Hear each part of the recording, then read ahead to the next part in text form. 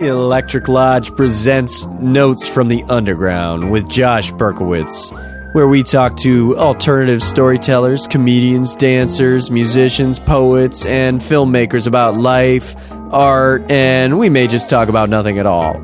Recorded live from Soul Journey Studios in Venice Beach, California. We're going to talk for a little while. I like to go for about 45 minutes or an hour. Stop bragging.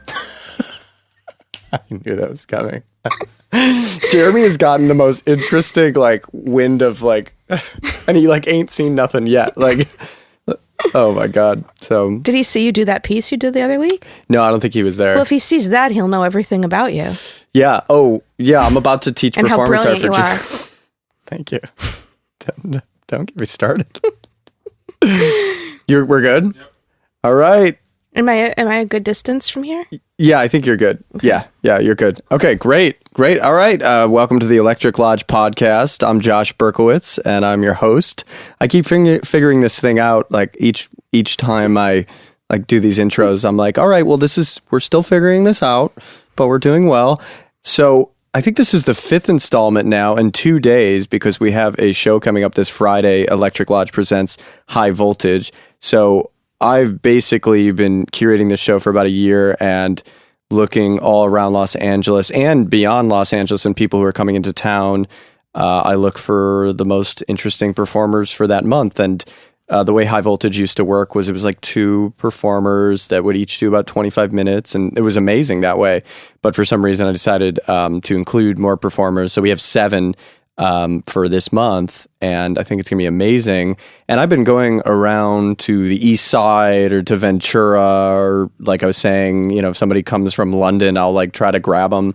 But we're meeting with somebody today, talking with somebody right now who is a Venice native, and who I actually met. I'm not a native. I feel like you're a Venice native. When I met you 4.5 years ago at Electric Lodge, October 2012, you were living in Venice. So that's true. To me, and in my perspective, is the only one that matters. You're a Venice native. You live right by the beach. I do. Somehow you managed to get that spot. So this is Deana Barone. Hi. And we're great friends, and it's always great to see you. And Deana's 7.5 months pregnant right now, almost 8. 32 weeks. It's amazing.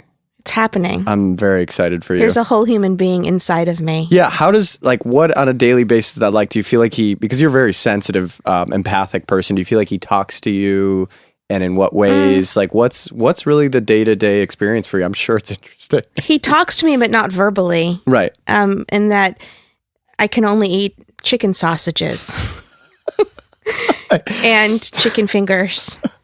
And that's pretty much all he wants right now. But there were times in the pregnancy that all he wanted was raspberries. And there were other times that all he wanted was lentils. You went through different phases. He was in a lentil phase, which I was happy about because I love lentils. Yeah, right. I mean, I've had a chicken sausage before, but I've never had 8 in a day until now. So how does he tell you? Does he send notes upstairs? Yeah, pretty much. He just reaches up and you really neat handwriting. Yeah. Very lovely handwriting. And it just handwriting. says how does he address you? Great penmanship. He calls me Ima. I'm Ima from Israeli heritage, so I call my mother Ima, and I'm going to be called Ima.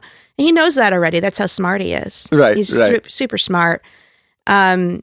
And that he knows how to address me anyway, and has great penmanship. He's going to be really smart. What do you? I think so. I hope so. In that it's easier to do well in school and understand things that are going on around you. Mm-hmm. But if it turns out that he's not like that, I'll love him no matter what. That's the thing. If he's not that smart, yeah. I don't foresee him being not that smart. Well, that's good prediction, but yeah. The crazy thing that happens. Well, have you ever seen Rosemary's Baby? Yeah. You know how at the very end, it's a scary film, but at the end, she gives birth to the devil's child. Right. But the take-home message of that film is about mother's love. Right. It doesn't matter what your child is. There is an elemental biological love that occurs that you cannot help. Wow. And I already am feeling it. I didn't feel it until about 4 weeks ago. I felt connected, but then 4 weeks ago, I started to go crazy. I was I am like when you're falling in love, when you have that sense of falling. Right. I had that sense. Oh, wow. And my heart just opened up maybe because he was kicking more, I was very aware of him. He kicks all the time. And I just have a sense of, I don't know. I think he's a more mellow person than me, because I've been a lot more mellow since I've gotten pregnant than I normally am. Yeah. So I see that. Yeah. I mean, I'm always fiery, but things don't bug me as much. Interesting. I've been extremely unirritable. That's amazing. Yeah. That's I think it's sort of opposite of what most people experience pregnant. Yeah, that's funny. But I've been super mellow. You know, people who used to piss me off, I just be like, well, whatever. But maybe it's also a change in perspective. Right. Because I am growing a person inside of me. This is great. This is very surreal right now. Like, I really am excited. And like, it also is like weird that I'm growing a person who has balls and a penis. Like, for a while, my favorite joke was like, I got balls. No, I really got balls now. Balls in your stomach. Yeah, I have balls in my uterus. Yeah. To be biologically accurate. Is it getting heavy? Like, do you feel I have about 33 pounds stuck on, well, you see me, you know what I normally look like. It's pretty much stuck into the middle of me. I haven't gained a ton of weight other places. It's just like, interesting. It's my center of gravity. And I dance, and I did a dance piece at the Skirball. Well, it was a dance acting piece, but, and just moving my body is so different. Yeah. It's so different. Wow. Yeah, do you feel like there's a center of gravity? I mean, like... Totally different center of gravity. Right, when I was, like, really getting trained as an actor, like, the big thing, obviously, was, like, Dantian, your core, like, be down there by your gut, act from your gut, or, you know, let your gut radiate, and from there, you know, but this is, like, that really presents it for you.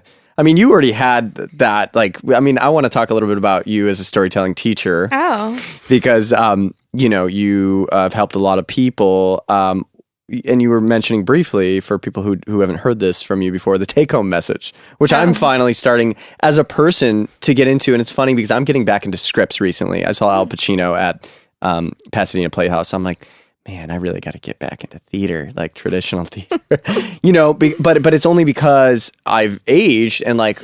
You've aged so much. You think so? Yeah. I think you look all of 27 now. 28. Okay. Yeah, that's right. Well, it's just like, you know, when you're 18, you're like, I'm going to do a John Patrick Shandy play, or I'm going to do a thing. There's like two people in the whole, like, you know, and all the characters of theater that are like 18 years old. You know, and the rest of them are like 29 and up. Is that true? When I loved plays, like I could barely find a monologue for my age. And then now I'm going back to plays, being like, oh, that person was 29 and I can play that person. So I think what I wanted to mention was just take home message for me. You had seen me perform a couple weeks ago and you're like, oh, I don't know if it's because I got older or something. Well, I think you just finally heard my voice in your head. Yeah, I should have been listening sooner. Yeah, well, I had the great blessing of being able to not only direct you and dramaturg some of your work, but also to teach you in my storytelling class. But that is one of the things I really believe in, is that a story has to have a take-home message, but preferably, if it's really well told, the audience doesn't actually know they're being given a take-home message. Right. So it's a subtle one. That's the most powerful. But if you're gonna be not excellent, you can still be very good and have a more obvious take home message. Right. But I don't like storytelling that has no take home message. Right. Well, you know what part of my resistance. I mean, I'm a resistant person, stubborn in general. Yes. But like, yes, you are. But one of my resistances, but in the best way. Yeah. Right. Yeah. Artiste. Yeah. One of my problems was that I was like, I'd rather have no take-home message than it be obvious. Like, than it be too much. Like, that subtlety has been important to me since, like, the age of 14 for some reason. But I think if there's no take-home message, then the person's basically masturbating on stage. Absolutely. I agree. And it's about them and not about the audience. So, for what I didn't, you know, to tell you the truth, I didn't know all of that until I started doing it and breaking it down and then directing people, and then I became a teacher. So I think it takes time to figure out that it's about the audience. It's not about, I mean, we're drawn to doing it because we have to express ourselves that way.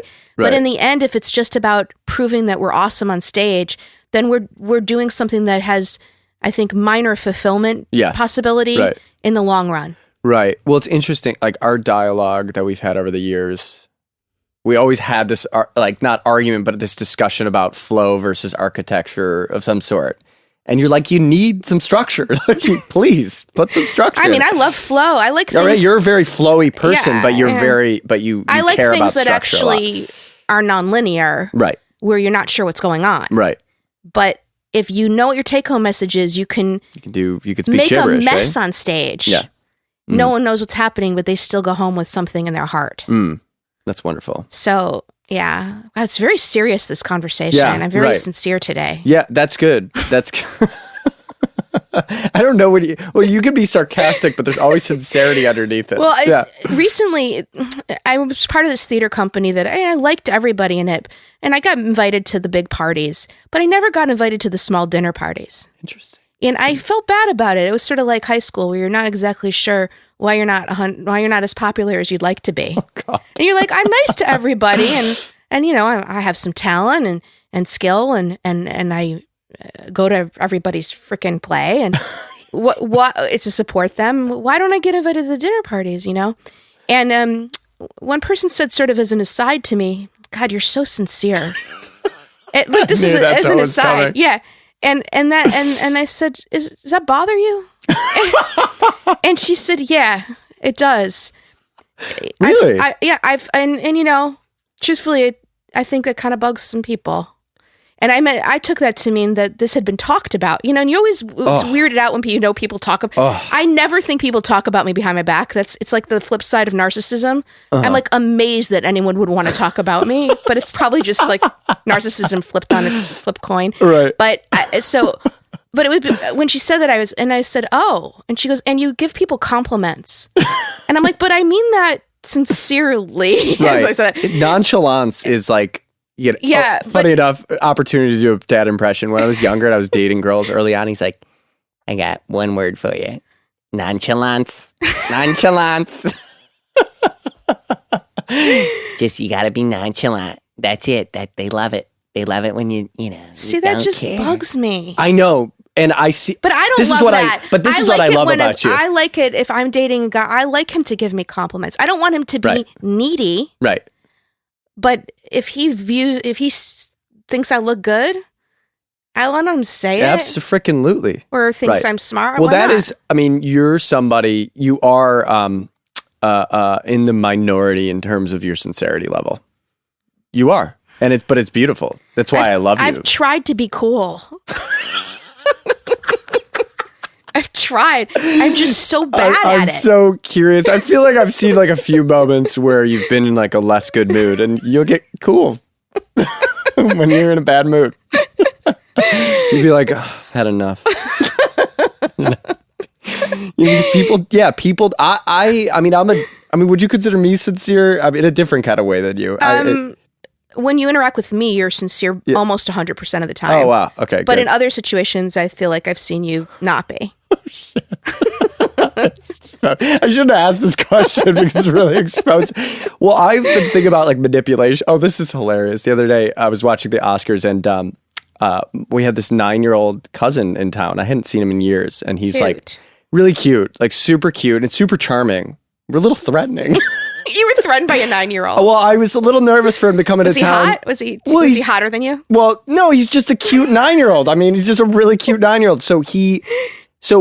Was his beard longer? No, his hair. He had like a Beatles haircut. He looked like one of the Hanson brothers. Yeah. So he shows up, okay, and I was warned that, and I'd seen him before in the past, like years ago. I was at a Christmas party with him, and he was like directing everybody singing Christmas carols. I'm like, who the hell does this kid think he is? He thinks he's you. Yeah, absolutely, right. Well, my plan was when he got off the plane was to be like, all right, listen, because my sister just had a baby. I'm like, the baby's number 1, I'm number 2, you're number 3. Oh my God. Yeah, but it's all good. He proved his point before he left. So what happened was he bought a bunch of those like Oscar statues from Hollywood Boulevard. So there was like best friend, best brother, best family, best uncle, and I had forgotten about one of the statues he'd showed me. And there was like 12 statues and like 10 people there. And I'm like, and he starts passing them out and he's like, and to Uncle Neil, you get best uncle. And everyone's like, what? And people were actually excited when they got the awards from this 9-year-old. Of course. And everyone likes an award. And I'm standing there and I'm getting nervous that I'm not going to get an award. Then I'm being completely left out. So then best mother comes out, best brother, and he even was giving awards to people that weren't there. And I'm like, okay, I'm just going to play it cool. If I don't get an award, I'm going to take a deep breath. Like, no big deal. Then finally he goes, and for the final award for Best Liar is Josh. Oh my and God. I go, and I get up there and I try to play it cool. Like, I didn't feel totally exposed. Did you make a speech? I did make a speech, but it wasn't that funny. I felt exposed, embarrassed. He had called me out.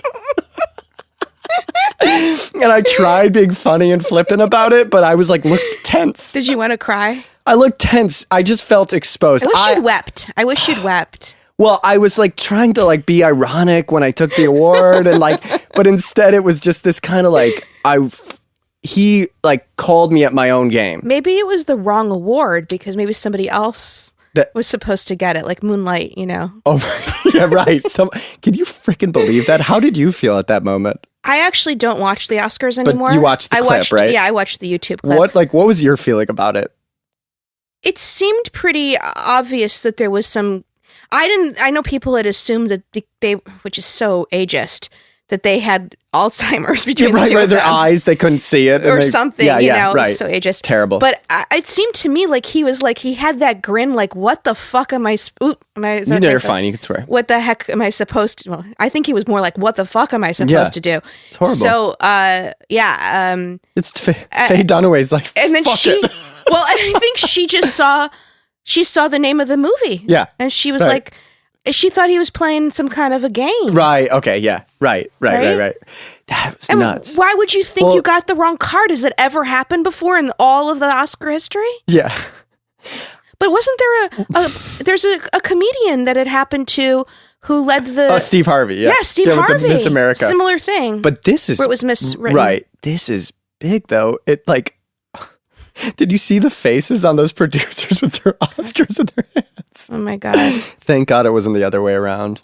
Oh my God, thank God. I think there would have been mass suicide. Like no, I think there would have been like riots. Oh my God. I mean, right. It was kind of nice with thank everything God that's went going the other way. With everything that's going on. It was kind of nice. It was But I mean, not nice. It was funny. I thought it was a little funny. I have a sick sense of humor. My mom and I were like laughing about it this morning. What I like about it is that the Oscars takes itself so seriously, like they're perfect, and like if we say that a movie or a person is great, then they are, you know.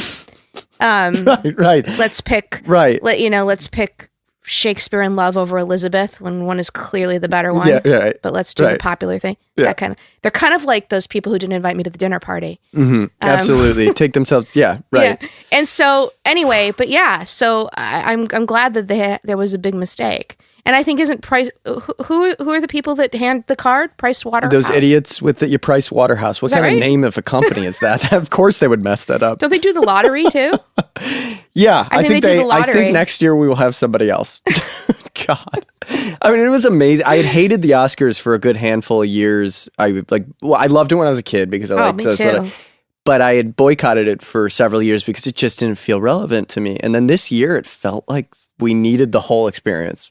I haven't. I wish I had been involved in it and watching it because but I hadn't watched any of the movies. The whole thing was pretty fun. Because the pregnancy and trying to work and get things together, I haven't had time. Yeah, you'd either love La La Land or hate it. That's what I've heard. Yeah, I don't know which yet. Oh, I thought you were only allowed one or the other. Are you allowed to be in limbo? Which movie did you and I saw a movie and you cried once? I don't remember what it was. Oh no, you cried during a preview for something. I do cry relatively. I cry a lot too, but I have a weird going on with my nurse. Didn't we see the future? No, didn't we see? You cried during a preview. I just remember. Did I? Yeah. I don't remember that. It's so usual that it doesn't stand out to me. You know, I cry a lot too, and but I have this weird thing where I want people to see me cry. You're such an exhibitionist.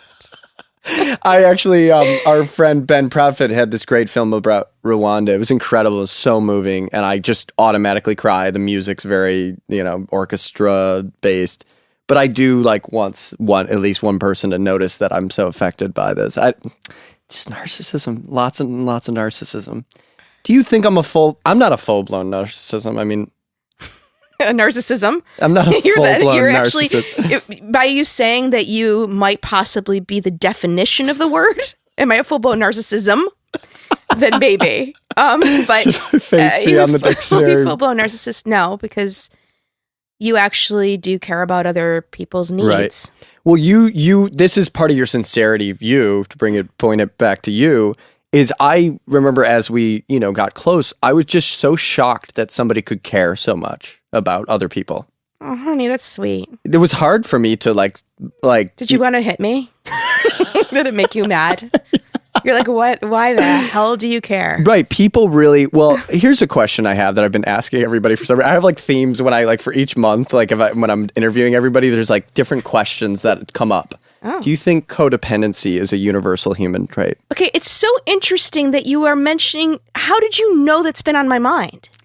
Well, because codependency is a universal human trait. No, but I was actually something I've been thinking about. I was thinking about writing an essay about it, but the pregnancy is your first codependent relationship. Right. Because basically it's a parasitic relationship because you're profiting in the future by having a baby, hopefully, and the love and everything. Mm-hmm. But while it's happening, your body is getting stressed out. All your nutrients are going to the baby. So they're literally taking nutrients from you. And it's a completely codependent thing. It goes one way. I'm just supporting the baby's needs. Right. Baby isn't supporting my needs. There's no interdependency here. It's codependent. Yeah, I was just interdependency, I think, is like a fake. Well, I mean, I think there is healthy codependency, which can be called interdependency, but I think codependency is pretty real. Well, at any rate, my point is our first relationship with our mother is a codependent relationship. So of course we're going to be having them. If that's our first model of a relationship, how could we not have them in the future? Right. So that actually relieved me. And I was like, wow, some of those codependent relationships I've had, I don't have to beat myself up about that because I'm a human. But I do think that when you as being on the caretaking side, they say that there's the gardener and the flower, right? In a relationship, a lot of people say that. And I've most often been the gardener, different levels of it, but I usually am the gardener. I would like to be both a gardener and a flower. I don't want to give up my gardening skills. I like gardening. I think that I can make some very nice plants. But I would also like to be a flower because I think I could be a beautiful flower too. You are, yeah. Thank you. But one thing that's been interesting is, now that I have a child inside of me, I feel like those caretaking instincts are going to go to the right person, the person who deserves them. Wow, that's full circle. Yeah, and then, in a lot of ways, it opens myself up. And the interesting thing is, given that I'm single and pregnant, which maybe that's a little bit of a reveal for your audience. I like it. They made assumptions. Maybe you made assumptions, patriarchal assumptions about my pregnancy. But because I'm single and pregnant, and people don't really offer to help me very often. They think I can take care of myself. Is that right? I come off as somebody who's capable or something. Well, it's funny because I caught up with you a week ago or a couple of weeks ago, and my sister just had a baby. But otherwise, I really want to help you if you need help. Totally. Okay, you'll accept my help next, especially after here's the thing. This week. I've always been willing to accept help. People just rarely offer it to me. And I've asked. You seem to have it so together. But it's not true. I don't have it together. Well, I know you well enough, and I've seen you cry enough times. You've seen my apartment. I've seen you upset enough times where I know you don't have it all together, but that is the initial. That's my initial, right, because I grew up as a caretaker in my family, so that's how I developed. Yeah. But what's really cool about being a single pregnant woman, as my father likes to say, without socks on, meaning barefoot and pregnant. He changes the idioms. Oh, wow. That's amazing. But being, single and pregnant, people have been offering me help a lot. And some of them only want to do it on their own terms, which is very interesting because I've never been offered so much help. So I never was able to see the differences in the way people ask help, offer help. Some people are like, I'll offer you help, but only if it takes 1 hour and it's not in any way difficult for me and it's on my terms, right? And then there's people I never even expected sending me packages in the mail who hardly know me, who are just so drawn to wanting to be generous. Who are these people? Just like a woman I know from the theater community who I've always liked her, but we never hung out. We were not friends. And I don't even remember because of pregnancy range. I guess she texted me for my address at some point and I answered. I don't even remember doing it, but I found it on my phone. I was like, wow. And she sent me these handmade burping towels that are beautiful. Oh my God. That she made. She made them for me. You want to know something really wild? Speaking of burping, I watched my sister. I burp all the time. Did your sister burp? I was covering up a burp earlier, not when, but earlier, so it didn't hit the mic, but yeah. You know, people who burp, like, and they don't realize they're burping, even if they have their mouth closed, you could still hear it, like, Yeah. Well, I can tell that? you about it right now because when you're pregnant, that happens all day long. Well, you can do that. Well, but it does it. I open my mouth and it's very loud. I did it the other day at like a coffee shop that was relatively, everyone was writing. And I just said, I sounded like a frat boy. It went on for so long. Did people hear you? Yeah, and this guy turned and looked at me. I said, "I'm sorry, I'm pregnant. I'm pregnant." It's got to be in your next story. And he laughed and he goes, "I liked it." So I'm finding that there's something, you know, appealing to people about women not being in control of their burps. But I have because the baby is pushing up on the intestines. Oh.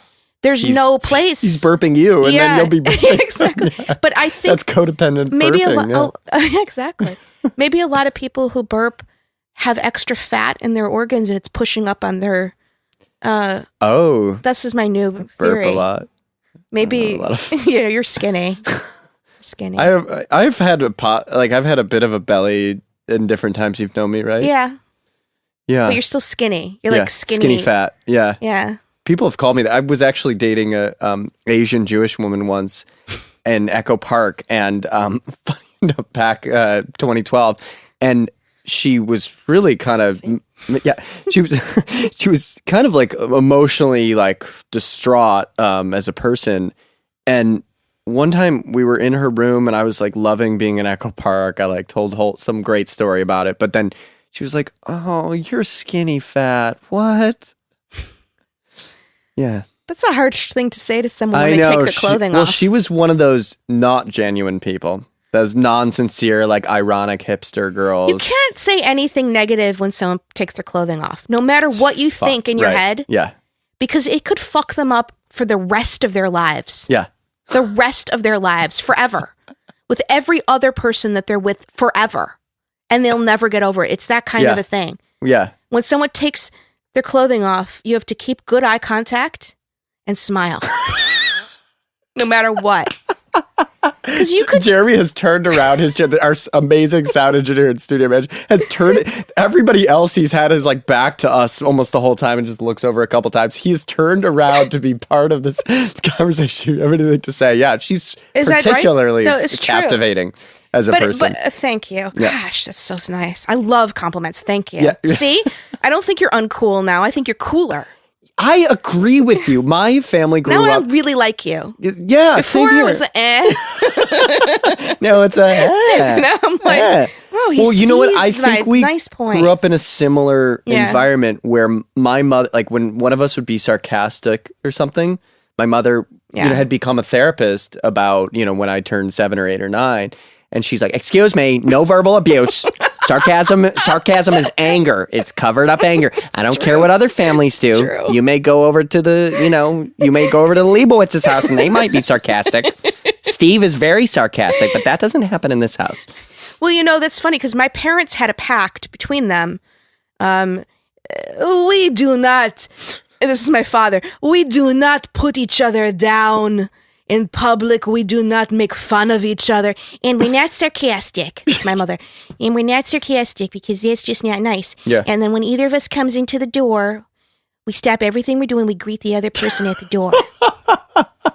And I have to say, that's what I saw growing up. And it does improve a relationship to not have sarcasm and to be greeting each other at the door. It's like little tiny things like that. Yeah. But they make like a nice it's a nicer environment.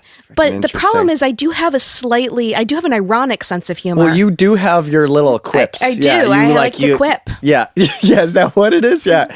Right. There's the big thing where you say, don't brag. Everybody, you go, don't brag to. And it starts to get very like intimidating. I'm like, I can't say anything without you saying, don't brag. That's just an absurd Stop bragging. joke. Yeah, you're right. Right. It's absurd. It's not sarcastic. It's very sweet because you laugh afterwards, you smile. So even when you're sarcastic, you're so charming about it. You're like, oh. Not always. But it's funny. Well, but my mother, I don't know if I had ever told you this story, but I was just talking about it the other day. I was in the basement as a little boy with my brother, and my brother was really little, and he wanted to be a professional football player, but he was already like a little shrimp. And I mean, he's big now. He's What? like, I met your brother. He can kick my ass What? now. Yeah, he's really strong. Oh, I didn't know that. Yeah, But he's not a tall guy. No, but he's like a block solid, like my dad. Yeah. The two of them are like, they walk next to each other and they just kind of like wrestlers. They look like wrestlers. Yeah, they like walk down the street. That's always made me the black sheep, is the difference in frame. Yeah. So anyways, so we were in the basement and we were little kids, and my brother's like, yeah, I'm going to be a running back in the NFL and the National Football League. And I'm like, we're in the basement, and I'm like, Tyler, you're just not going to make it in the NFL. Like, you're too little, and it's really hard to get in. You had to be the one to wake him his up. dreams. And I hear from upstairs somehow. Did he take his clothing off? Did you tell him he was skinny fat too? No, he's just solid. He's just better at that than me. Yeah. So I go, you're not going to make it in the NFL. And I hear from upstairs, my mother had been listening from up the stairs. She goes, excuse me, don't ruin his dreams. Don't ruin his dreams. I'm liking your mother a lot now. She's great. She's chilled out over the years. Yeah. I mean, I met her once. Tough. Yeah. Oh, you guys met once. Yeah. You met my dad once too? Yeah. At the same, I think when you did your show. Yeah. You did something. My relationship with them has improved big time. Good. Because I've been less codependent. I mean, I still, go over there a lot. I take the dogs out and this and that. It's just the weight and the juice of that is just not. Thank God. Right? I even, was just talking to her the other day. I'm like, Mom, I'm pretty broke, but let's just talk about this. I'm not going to be like, Mom, I'm going to die. You remember how I used to be. It was like, and I'm still like, I could still be considered by some as a manipulative person, but I don't, but in much more sophisticated ways now. Before it was just better at it. A desperate manipulation. Now you can hide it better. Look, I've become more sociopathic as I'm gotten older. Less psychopathic, right? No, more. Well, you're more just... so if you're better at manipulating because you're more subtle. It's scary. Terrible. Right now I'm like interviewing people. I'm like caring about everybody. It's like, right. I mean, part of me curating is really because you remember how I used to. You seem more engaged in life. I listen better these days. I really do.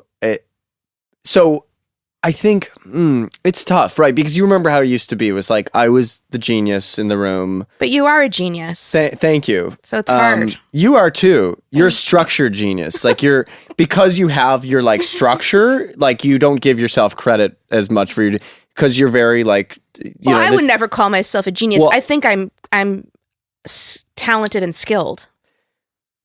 Well, that too. But yeah. I'd say you're gifted for sure. But okay, we don't have to parse it out. We're both amazing. We're both But the funny thing with me is I used to live off of like I'd feed off of being a genius. You remember that? Yes. And it was like I had to. It was like I was starving, and like 12 times a year someone would feed me a loaf of bread, like And now it's like, no, I can kind of like give other people credit for being a genius, and I can be like a genius facilitator. And there can be more than one in the world. Yeah, I thought I had to be the only genius in the room. It's like having to be the only alpha in the room. Yeah. I knew that. I didn't know you had to be the only let's talk about genius. Alpha male, alpha female. Part of the other thing I think what's weird is you're a sincere alpha female. I think a lot of alpha females are not like also very sincere. Or maybe they are, but they're aggressive in a kind of scary way. And you don't like to be scary, although I'm sure you could be. You're intimidating because you're really smart and can see through people, but you don't growl at people like some. What do you think about this? There was a movie I was supposed to see recently that I was supposed to could growl at people. Right. What do you think about? I think I'm going to now. You've given me an idea. Funny enough, I've been working on this safe space with my therapist, and he keeps trying to get me to see. Jesus, I love how you just drop in these things. Go ahead. I've been breathing better recently, Safe space. and I've been trying to build this image, and I don't want to like give it away to all our listeners, but I will for a moment. I'm still working on it so I can keep developing it. But for a while, I was like sitting in a tropical rainforest by myself. It was kind of like wet and like a smell of charcoal and barbecue, and that sounds great, right? But I was all alone, and I could kind of hear some birds. And then part of the image when I was building this thing was that a tiger was there. But it wasn't like a tiger that was going to eat me. It was a tiger that was protecting me. And then recently, in the most recent iteration of it, I'm the tiger. And I asked him yesterday, like, is that a little too like perpetratory that I'm like the king of the jungle? And he's like, no, it's good. Just so you know, the tiger's not the king. The Hong Kong. Lion is the king. So the tiger's second? He's beta? No. The tiger's the beta? That tiger just does his own thing. Do they fight ever, lions and tigers? No. Do they? How do you know this? I mean, you do know about this kind of. I remember one time you told me one time, this was crazy. You're like, if I was in the right situation, I would hunt a deer and eat its guts. I just say that sounds and like I me. had a crazy image of you doing it. And I still have it now. I don't know how to hunt though, but I would like to. Right. If you were able to and you were Yeah. able to hunt, you would kill the deer and would. eat its guts. I would eat its heart. Its heart. Yeah. What's that about? Well, okay, because it's like we're these consumerist life that we have, right? Where we go, okay, yeah, I go to Whole Foods and I get step 4 beef or whatever, so I know it's humanely treated. But we don't see the actual animal that we're killing. Really, most people don't. I mean, people who hunt do, but for the most part, I have no real connection, really, to the animal that I'm eating. And I think there could be something amazing about only eating what you kill, really copping to the fact that you're killing, as opposed to buying what someone else's kills, Right. where you're not really copping to it. So the act of the murder of the animal, you're actually fully taking responsibility for. You're dealing with the trauma of it. You're dealing with the sequelae of it. Right. So you have to take on that animal's trauma. Yeah. You have to take on everything that goes Yeah. along with killing another living being, which I think most of us kind of pretend didn't happen when we go eat a burger. For sure. So there's something appealing about that to me, because I think it's a higher level of being alive if you're doing that. Yeah. And then on top of it, I just think that eating a raw heart would be an experience I would never forget. You know? But it has What to if be it was raw. still beat? I mean, I would kill it. Yeah, right. And the heart would stop. The heart would stop, and then so you I would wouldn't eat be it. eating it mid No. heartbeat. Okay. But that's what they used to do, supposedly. Is that like what, in caveman times? What yeah. they eat They eat the heart. of animals. Yeah. Just after they ate it. God. And it was like you connect to the spirit that way of the animal. So you're fully alive in the Yeah. experience of you killed the food, then you go cook the food. Yeah. You know, you eat the food, whatever. You're so involved in how you are nourishing Yeah. yourself and how you're alive. So yeah, there's something appealing, but not so appealing that I went and I've gotten a hunting license and I've actually ever done this. I just have It's a just an very idea. clear image of you, like, because I see when your face gets intense. Like, I could see you doing it. Like, I could see the look in your eyes and the shaking while you're like killing. Like, But we all have that in us, don't we? yeah, I think. I mean, humans, we haven't. Right, there's a survival thing, and recently I take back that I'm manipulative. I think it's Thank like you. survival. Take that back. Yeah, take that back. At one point I was, but it was still not even then because I had it in my heart to manipulate people. It was that I just like didn't know how to survive. I think you were flailing. I was flailing, and I Yeah. didn't know how to survive. I didn't know how to swim. I was like grabbing Yeah. onto people Yeah. drowning. So, but yeah, I think manipulation for me, it's like a survival thing. So, I guess, okay, I have a couple more questions. Don't you want to eat a raw heart now? I'll, Some level? if Was it if you appealing? told me to jump off a bridge, I might do. What?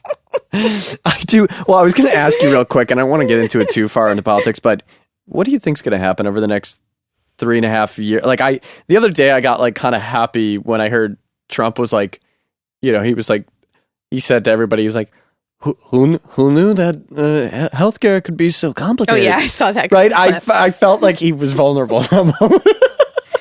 And everyone's like, I don't know. You I idiot. mean, the problem as I see it is there's issues with this current administration and the fact that much of our government is run by one type of thinking right now, Right. where we don't have a mix.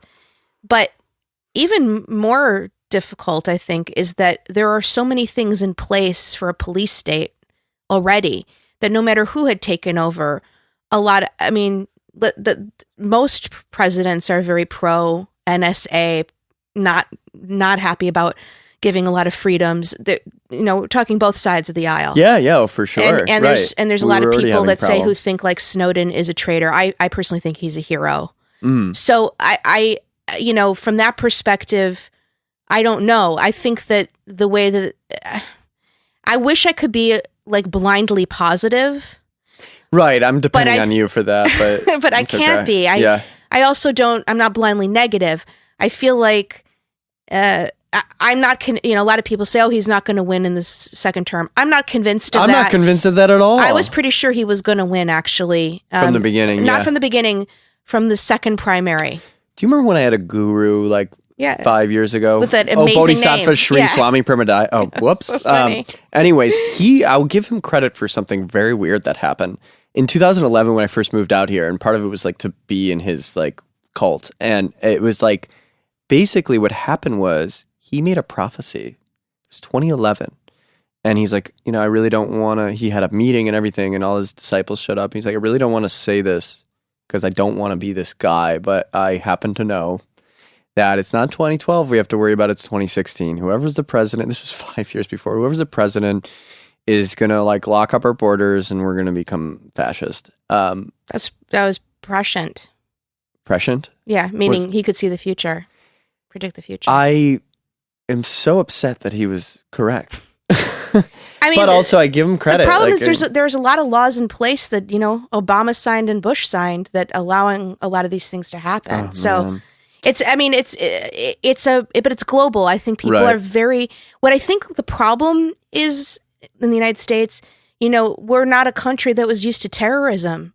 So 9/11 happened, and we're only 15 years out from that, right? And I don't think as a country we know how to deal with fear. And so we're rife to be manipulated regarding fear, but we're also not getting the empathy that we need as a country that we really need, like what your mom would probably be a proponent of some kind of real empathy towards the fear. And then that's not even counting the fear regarding economy and all that kind of thing. But I think all around the world, we've got this terror and globalization. People are losing their sense of identity, national identity. And we don't have anything in place to help people figure out how to retain identity and not go crazy with fear. Yeah. So I think that's what happened, and people react. There was a research study done on the brains of people who tend to vote liberal and the people who tend to vote conservative. I like that. That sounds great. And what's really interesting is they showed I can't remember what the video was, but it was something where maybe some dogs were getting killed. It was something upsetting and scary. Right. And the people who tended to vote conservative had a much stronger response of fear to watching it. And the people who tended to vote liberal were much less reactive. Oh, wow. So the fear level of an unsafe situation with people who tend to vote conservative is much higher. Fascinating. So it makes a lot of sense that they would be attracted to leaders who talk about safety and control. Whereas people who tend to vote liberal experience less fear, so they're going to be more interested in people talking about freedom and less control. And when I read that study, I was like, oh. And it made me, at the time, people were saying so many mean things about people who voted for Trump. And I know people who voted for Trump, and they're not racist. Some people are, but for sure.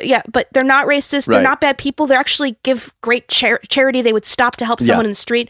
We're talking kind, lovely people who sometimes are kinder than people who vote liberal.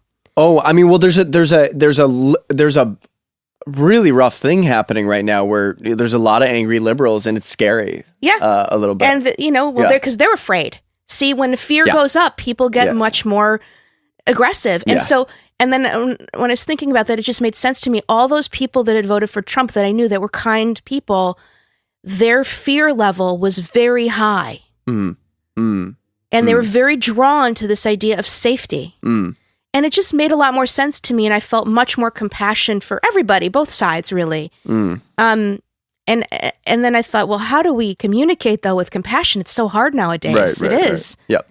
It's so hard. Speaking, what's your definition of compassion? I don't know if I've ever thought that through, but I guess just offhand, I would think like where you're able, well, that's empathy, where you're able to put yourself in someone else's shoes, right? I guess compassion is you can put yourself in their shoes and feel for their experience. So if I have compassion for somebody who is like, you know, who is filled with fear and therefore makes decisions based on that, on trying to calm that fear, I have empathy for them, but because I'm not a fearful person, really, it's hard for me to fully understand it, but I do have compassion for that. Yeah. I have another. You know? What do you think it is? I don't know. I asked you because that word doesn't empathy seems to hit for me. When I say the word empathy, I see more movement. I see like a real compassion is like almost like a fake Valentine's Day heart. I hear you. I can see what you're saying. But that's why I asked you because because people don't use that word as much anymore. People use the word empathy all the time and empathic and see, empathic is when I can feel what you're feeling, right? I think that's what, but I can't feel necessarily what someone who's full of fear can feel. I can imagine it, and maybe I've had a sense of that. But I actually haven't had that kind of fear where I feel like we need to close our borders down. I haven't felt that. But I have compassion for that feeling. I understand it. You know, it's kind of like when someone said, I have really bad heartburn. And I'd be like, oh, that sounds painful. I had compassion for them. But since I had never had heartburn before this pregnancy, I had no clue what they were talking about really. Now that I've had heartburn, really bad heartburn, really damn bad heartburn. Now I know if somebody says I have heartburn, I have empathy for them. Because I can feel what they're feeling. Yeah. I got a question for you. And it can... Another one? Yeah, one last question for you. I better make it... You better make that question good. I better make the answer even better. Yeah, I have two different questions. Well, all right. We only have... we got to do this, I guess, in like 5 minutes. So first question, I guess we'll answer quick, and I won't even preface it. Okay. I've prefaced it in multiple other interviews. No preface. What is humor? Not like comedy, haha, which you wouldn't answer that way anyways. Like humor is comedy, like stand-up comedy. No, what is humor on the deepest level?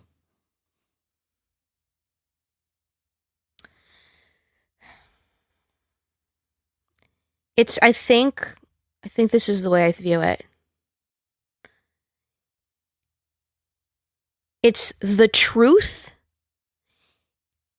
in a context where things don't exactly fit. That's nice. And drama is truth in a context where things fit. Oof. If that makes sense. Yeah. I'll have to either think way, about that and you have to be 100% truthful. But let's say like in a comedy situation, you're going hysterical, but the situation that you're going hysterical about is because your shoe is untied. So the context doesn't fully make sense. It doesn't fit. But your reaction is 100% truthful. Yeah. You are really going hysterical. Right. The reason it's funny is because it's about your shoelace. Drama is when you're going 100% hysterical when your father dies. And that's interesting. That fits. Well, I'll tell you, I had a weird moment the other day. I saw Al Pacino at Pasadena Playhouse. It's amazing. And I was watching him. It was like Pacino was playing Tennessee Williams. And then there was these beautiful boy toys there with one of them had a really nice butt and blonde, like a wave of blonde hair. And so it was Pacino channeling Tennessee Williams. And then there was this really good looking guy laying there it was funny in a way because it tapped into something for me about art addiction, sex, destruction, but also it all just fit perfectly. But it was also, it like was so ridiculous too. So it was like, it felt like a comedy and a tragedy at the same time. Right. So that one worked both ways. Yeah. Yeah. Okay. I got one last question for you. And we may have covered this a little earlier, but what's the most frustrating, challenging thing in your life or art? What?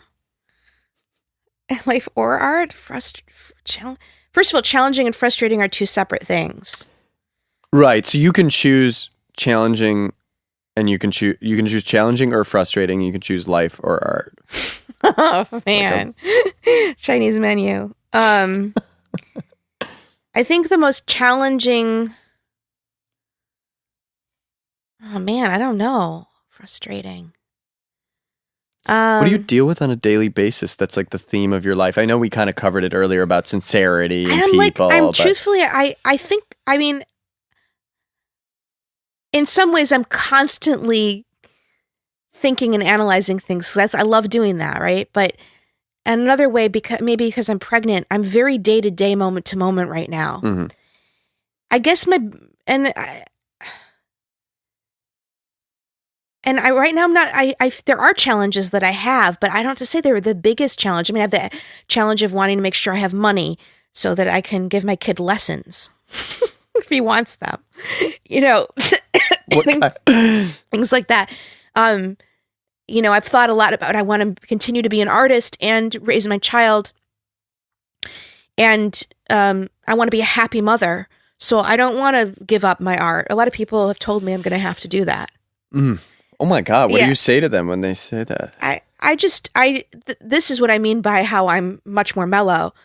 In my head, I'm like, oh, you did that, or your parents did that, or you have a limited view. I don't, or I feel for them. I'm like, oh, right. This is their own situation. This is their own issue. So I don't know. Yeah. I don't know. I mean, I've had a lot of challenges with that. I mean, being single and pregnant, the way the society interacts with you has been fascinating and challenging. And even frustrating sometimes, but I feel like I'm learning from it all the time. So it's really interesting, I don't know if I can answer this One question. last side question. Are you going to be one of those people who brings your baby to shows and like lets them cry a little bit and like that is the most narcissistic thing ever. I would not do that. Okay, just making sure. Unless it was a show where everybody was bringing their kids. If that was part of it. Just making sure.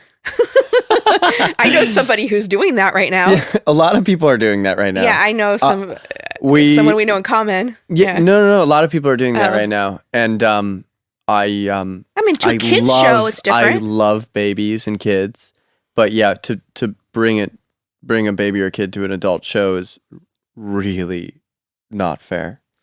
I mean, yeah, it's just like when people bring their crying babies to movies, and you're like, what are you doing?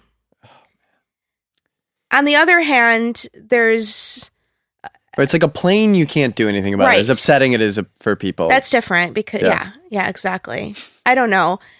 I don't know anything. I'm just going to find out all this stuff as it goes. And just tell me if you need help. And we will have... What's going to be great is I literally will bring my nephew over and they'll hang out. They're only going to be a couple months apart. I'm glad it's not going to be figurative. That it's going to be literal. I'm glad. Literally. Yeah, figuratively. Like hypothetically, I'll bring my nephew over. No, I'm excited. One of the things I'm looking forward to most is bringing my nephew to hang out with your son. It'd be hilarious. They're going to be friends? Yeah, I think so. What if they don't get along? What if they just one of them is like, I'm not inviting him to any of my dinner parties. He's too sincere. One of them is I have a feeling though, you'll meet my sister. She's also very sincere. So we'll have two sincere boys hanging out together. Or they're going to react against us. Be like super cool. Oh my God. California guys. Oh, oof. That's going to be hard on me. Oh yeah, you will have talks with him. If he's some kind of super, super chill, cool surfer dude, although it'd be kind of cool to have a kid who's a surfer dude. I know, but you'll sit him down and have many talks and be like, what am I going to say? Listen, don't be so cool. Yeah. Our family's not cool. Yeah, I could see you with a very serious face with your eyebrows furrowed. Don't be cool with me. Excuse me, don't be cool. Why don't you care more? We live heart-centered in this family. We're empathic. I totally would say that too. We have a take-home message, and it's not be cool and surf all day. Oh my God, I could talk to you forever. This is so great. I really had fun. It was very intense conversation. I know. I like a few times woke up to it and I was like, where am I? Great. All right. Well, I know you're going to perform on Friday, right? I'm hoping so. Yeah, if everything goes okay. That's why I'm wearing shorts. Tell me what I need to do to get you to the performance. Well, I'll get you an Uber or a Lyft or something. A Lyft. The 5 blocks I live. Yeah. But here's what I'm saying here. Mm-hmm. I'm going to be doing an experimental piece both on Friday night at the Electric Lodge High Voltage and on Monday night in Max 10. Oh, right. So you're going to do it same or different piece? I think I might change it. Okay. Yeah. We can mess around after. I'm going to mess around with it. Yeah. So Wow. So if you're doing you would a little like residency. to see an almost 8-month pregnant woman in a bathing suit, which, by the way, how many times have you seen that on stage, dancing and doing some kind of weird spoken word shit? Which is just in and of itself sort of a feminist, humanist statement, I think. Mm-hmm. Yeah. I don't know if it's going to be mind-blowing or if you're going to laugh the whole time. Oh, me? Yeah. Me Anybody. Personally. You and I are our best laughers at our shows.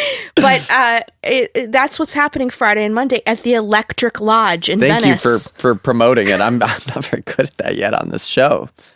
Yeah. I'm really...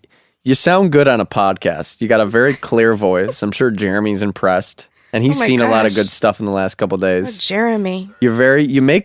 That's the thing about you. Your miracle and your tragedy is that you really, when you speak, it seems like you know the key to the universe, and then people expect that from you all the time. I just want to say, if Jeremy weren't here, though, none of this would be happening. Yeah, right. So thank you, Jeremy. He's the conduit. Oh, Jeremy's the conduit. Jeremy's the conduit. Man, I like to think I'm the conduit usually, but I'm sorry. I've become more of a I'm a facilitator, but he's the conduit. You have to give it exactly. over to Jeremy. Man, that ends on a bad note. All right, I love you. It's okay. You won the Liar Award. Yeah, best liar. Oh man, I gotta get over that. Yeah. Oh, well, I love you. Love you too. And we should do this every week. I would love that. Radio show. That's it. I'm just going to spend all my time in this room. I love it. I would love to. And I'm as an exchange with Open Temple, I'm going to create a very high-tech Jewish performance art program. Oh. Yeah, for performance art for Jews. Wow. Yeah, but I mean, other people can come too. We can explore Jewishness. Other people can come too. Yeah, other people who want to explore. It doesn't have to be just religious Judaism or even cultural Jewishness. Just redefining Jewishness or Jewish. And let's hope it's safe for us in this country with all the I think it's gonna be all right. that are happening right now. I think it's going to be all right. Oh, and bomb threats. Yeah. All right. Well, we're going to fight hard. We're going to resist. We're going to be the Maccabees. Yeah, absolutely. Yeah, not to be confused with the macaronis, which I used to think when I was a kid. I'm like, the Maccabees. Who are the macaronis? I just thought Maccabees was another term for macaroni when I was a kid. Anyways, we'll leave on that note. All right, thanks so much. This has been Electric Lodge Presents Notes from the Underground with Josh Berkowitz. We hope you enjoyed and tune in next time. Recorded live from Soul Journey Studios in Venice Beach, California.